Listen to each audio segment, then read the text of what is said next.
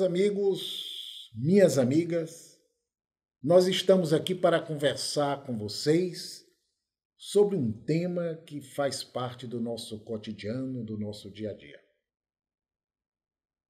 Meu nome, para os que não me conhecem, eu sou Horácio Frota, sou professor aqui da Universidade Estadual do Ceará, sou professor de Sociologia, de Ciência Política e estou vindo para conversar com vocês, como já disse, sobre algo que faz parte do nosso cotidiano.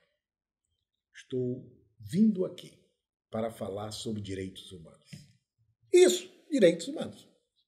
Eu tenho certeza que ao dizer isso, muitos de vocês já devem estar pensando, vixe, chegou esse pessoal dos direitos humanos. Chegou o pessoal que defende bandido. Chegou aquele pessoal que não se preocupa com a sociedade, com o pai de família, com a mãe de família, com o jovem que está sendo vitimado, que está sofrendo violência, que está sendo furtado, assassinado. É aquele pessoal que não aparece em enterro de policial, que só vem para se pronunciar contra as agressões de bandidos. Exatamente esse pessoal que deve ser eliminado, porque quanto menos, melhor. Não existe esse pensamento. Se você não pensa assim, você não conhece quem pensa assim? Na sua família não tem gente que pensa assim? Isso às vezes, naquele momento que você está conversando, está no jantar, está no almoço, está numa roda de amigos, tomando uma cervejinha, e que o problema da violência aparece, não vem sempre esse discurso? Sempre não tem alguém para dizer, olha, uma das responsabilidades disso é aquele pessoal dos direitos humanos.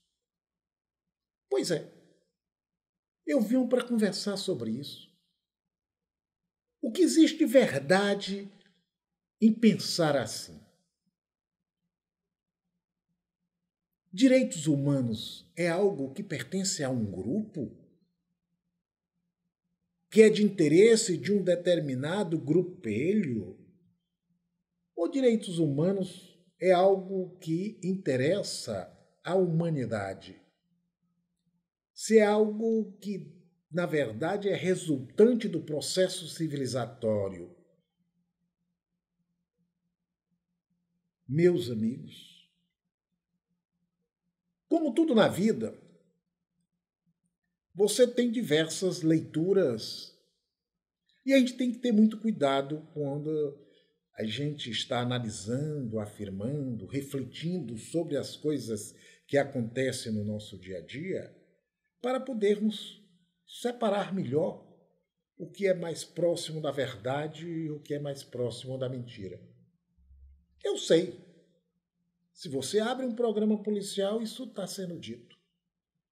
Se você abre o jornal, isso está sendo dito. Eu sei que muitas das vezes determinadas autoridades, sendo entrevistadas, repetem isso. Ora, mas vamos verificar como é que essas questões vieram se dando na história da humanidade. O homem sempre foi pensado como um ser portador de direito? Não, nem sempre.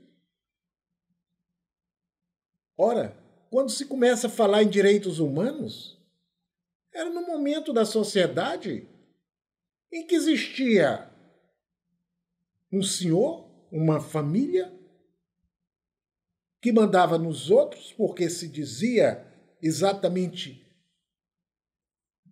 destinado a governar por vontade divina, e era simplesmente o senhor da vida e da morte.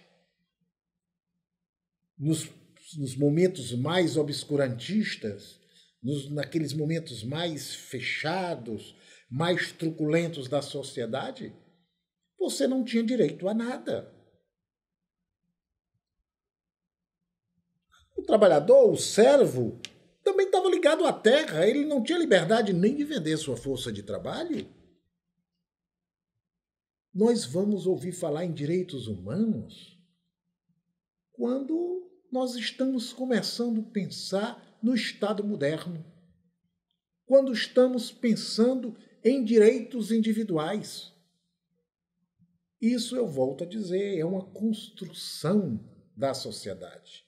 Isso está ligado à construção da modernidade. Foi a construção do Estado, pensar em liberdades individuais. Direitos humanos chega como conquista contra exatamente um período absolutista, contra monarcas poderosíssimos, que era o dono da vida e da morte. Direitos humanos está na base da Revolução Francesa. Direitos humanos está na base da Revolução Americana.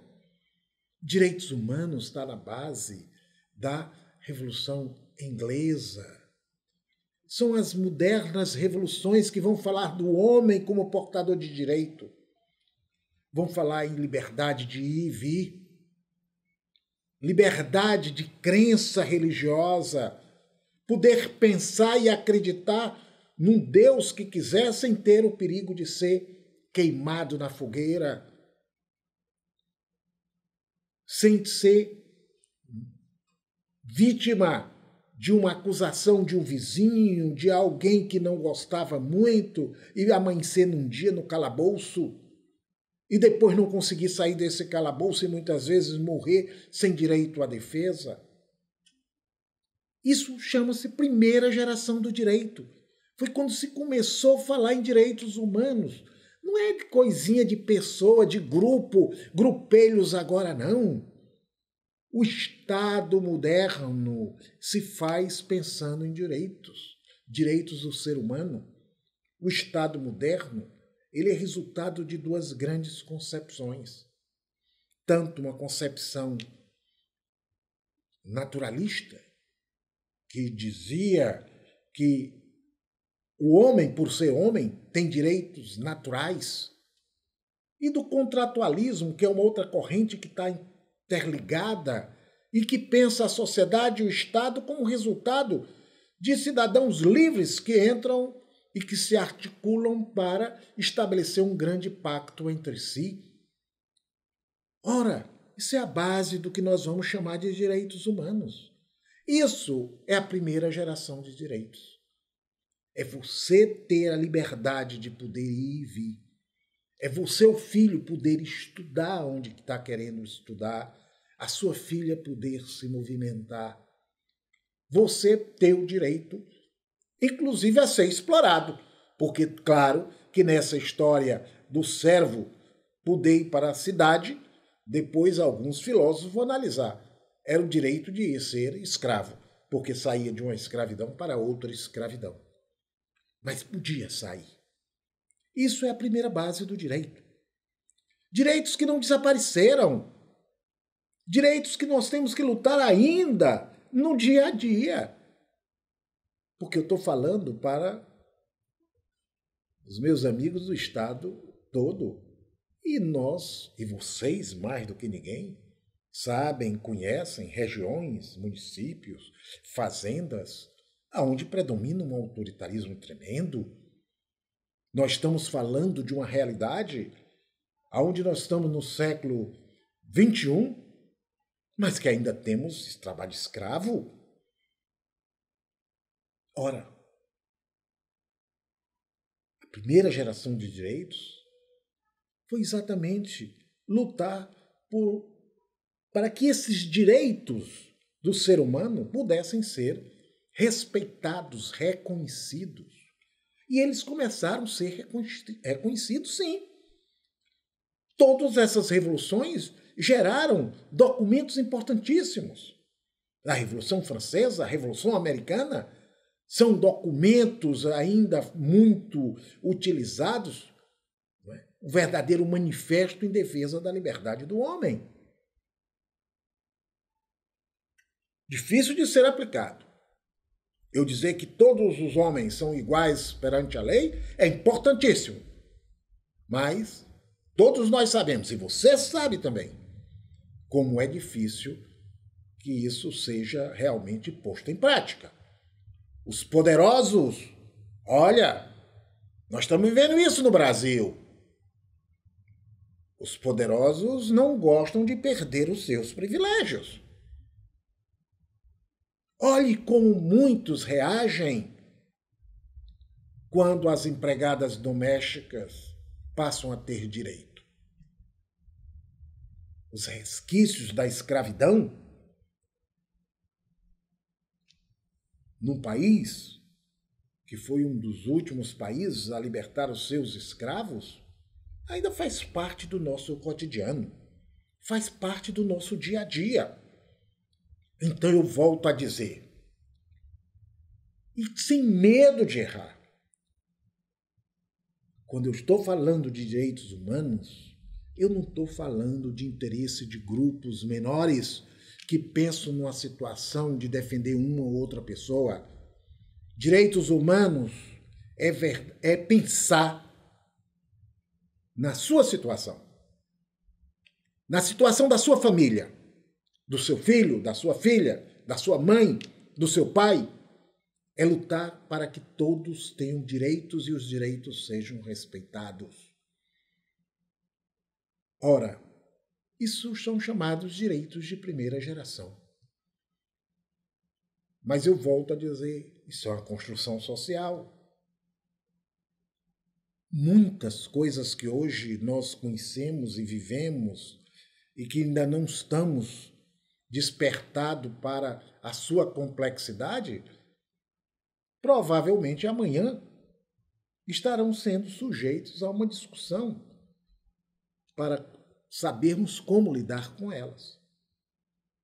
Isso aconteceu num segundo momento, num aprofundamento dessas liberdades iniciais que muitos autores chamam, com a questão didática, de primeira geração. São os direitos que são associados a isso e que nós falamos, não é? Nós às vezes dizemos, nós condenamos os direitos humanos, mas gostamos de dizer, ora, saúde é um direito de todos, educação é um direito de todos. Eu vou para a televisão, xingo os direitos humanos, mas eu também estou na televisão xingando o serviço de saúde. Ah, porque o serviço de saúde está ruim. Eu chego e estou numa fila para ser atendido. Eu cheguei com meus pais doentes e não fui atendido, e é um direito meu enquanto cidadão. É verdade. É um direito seu, sim. E você deve reclamar. Mas esses são direitos de segunda geração. Direitos humanos. Porque nem sempre foi assim. Hoje nós achamos natural. Nós já nascemos aonde essas questões estavam postas. Claro que a gente continua brigando. Brigando com relação à saúde, brigando com relação à educação, brigando com relação ao acesso, com relação à necessidade de inclusão, com relação às questões salariais. Nós continuamos lutando por tudo isso. Mas hoje a gente já parte de um princípio de que isso é direito nosso. Se isso não está sendo feito, tem algo errado. Tem os responsáveis por isso. Exatamente aí nós estamos tratando dos direitos humanos de segunda geração. É um aprofundamento daquelas conquistas iniciais, da construção do Estado moderno. Mas uma sociedade que cresce, que avança, que se organiza, que tem grupos de interesses distintos, onde os poderosos procuram exercer o seu poder, não mais o rei, não mais a monarquia, não mais a nobreza, mas uma elite empresarial, uma elite política. E o povo precisa se organizar, e se organiza, e foi na organização que ele passou a conquistar esses direitos. Foi na organização que esses direitos se incorporaram nas constituições modernas. São direitos humanos de segunda geração. Por isso, tenhamos muito cuidado quando fazemos essa condenação dos direitos humanos. Porque, na maioria das vezes, isso é um discurso que esconde os interesses das elites, os interesses dos poderosos, que não querem que o povo tenha direitos. Porque essa construção sempre vem no sentido de atender os interesses da maioria. Mas a sociedade vai crescendo, a sociedade vai avançando, vai se tornando mais complexa e outros problemas vão se tornando também necessários de ser pensados. Nós vamos ter os direitos de terceira geração, nós vamos estar convivendo com outros tipos de problema. Não é mais só a questão do ir e vir, não é a questão só de ter condições de escolher o seu representante, não é só condições de você participar da sociedade, não é mais só a questão dos direitos sociais, de ter saúde, de ter educação, de ter lazer, de ter trabalho, mas ele começa a pensar nas condições de vida, as condições do meio ambiente, as condições do clima, as condições da água. O ser humano é um ser complexo que deve estar em interação permanente com a natureza, com o mundo em que vivemos. E esse mundo tem que ser protegido, porque a força do capital transforma em mercadoria tudo. Se nós estivermos falando com pessoas de um pouco mais idade, mais próxima da minha idade, nós vamos nos lembrar quando nós chegávamos numa mercearia e pedíamos um copo d'água. E era muito comum, ninguém se dizia, ninguém pode negar água a ninguém. Mas a água hoje é vendida em todo canto. Você pode estar passando no ônibus e tem alguém lhe oferecendo um copo, só que você tem que tirar o dinheiro e pagar a água. E a água tem que ser pensado, o controle da água.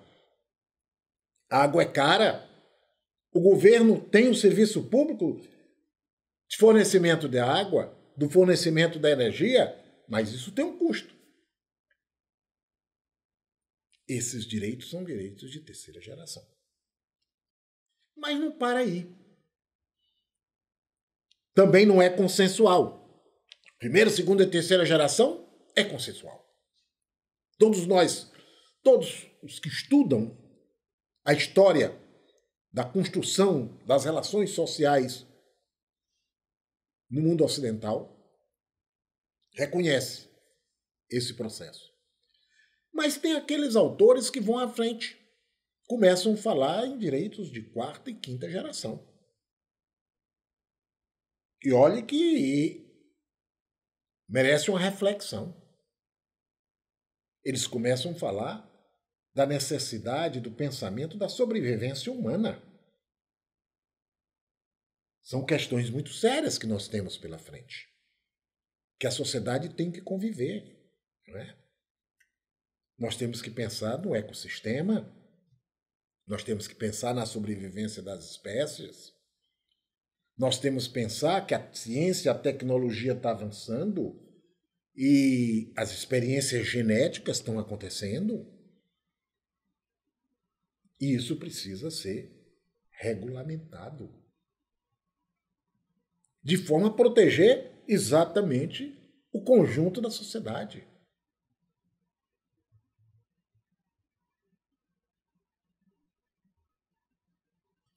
Existem, inclusive, autores que colocam, como o nosso cearense Paulo Bonavides, que coloca entre os direitos de quarta geração o direito a uma democracia participativa. Democracia direta como necessidade do processo civilizatório.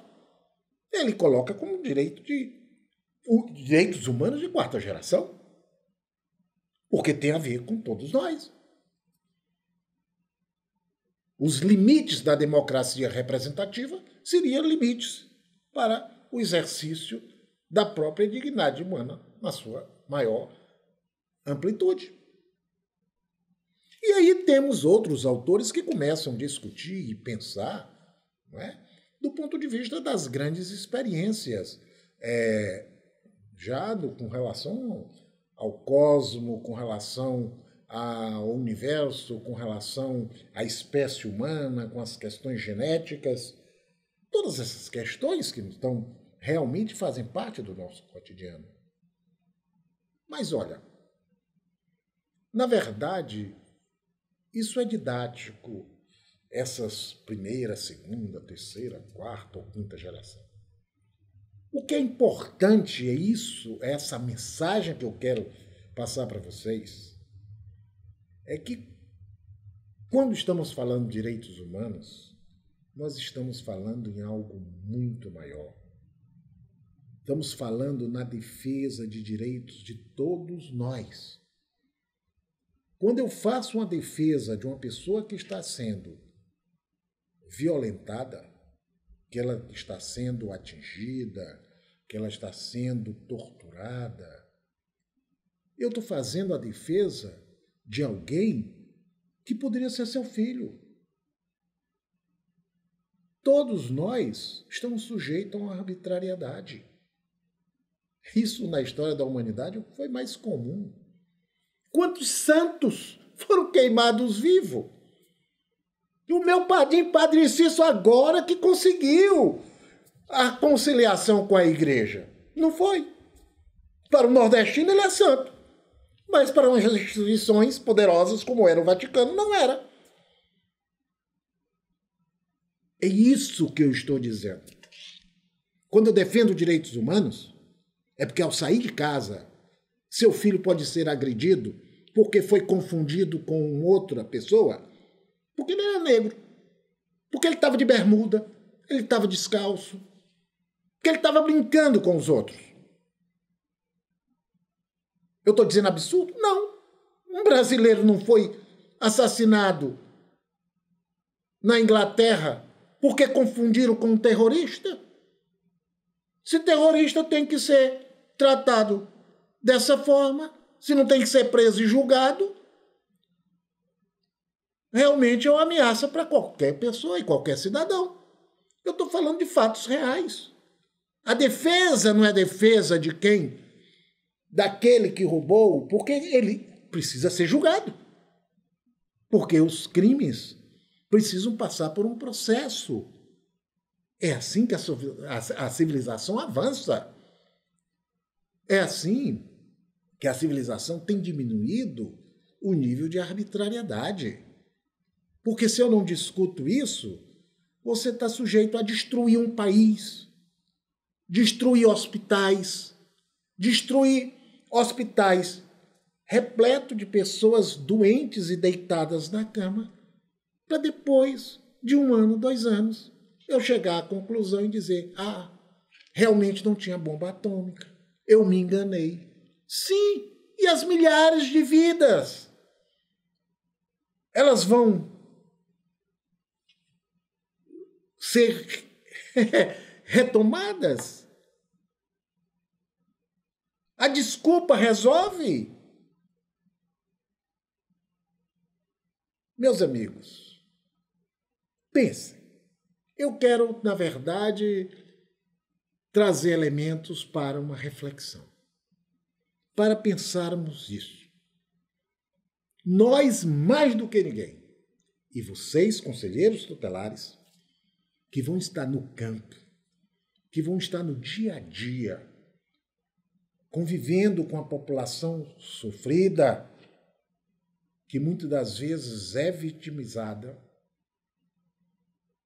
vão ter que se defrontar com esse problema. Vamos pensar.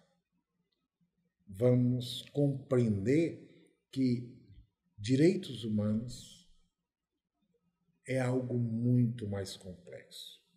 E vamos nos perguntar por que a insistência tão grande de deturpar esses conceitos, de esconder essas informações, de jogar para o tapete, ou para baixo do tapete,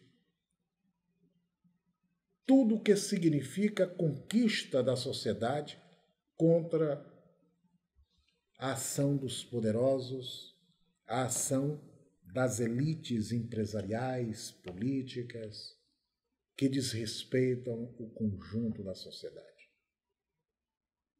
Isso é um elemento importante, porque quando a gente começar a pensar sobre isso, talvez vá ficando mais claro por que essa campanha tão intensa contra os direitos. Direitos dos trabalhadores, os direitos das populações mais carentes, das populações mais necessitadas.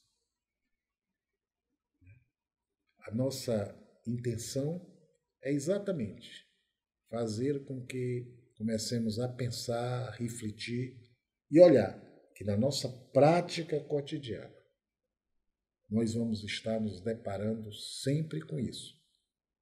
Eu estou falando com você porque é conselheiro tutelar, mas eu posso falar com você também porque é pai de família, porque é mãe de família, porque tem filho, tem parente.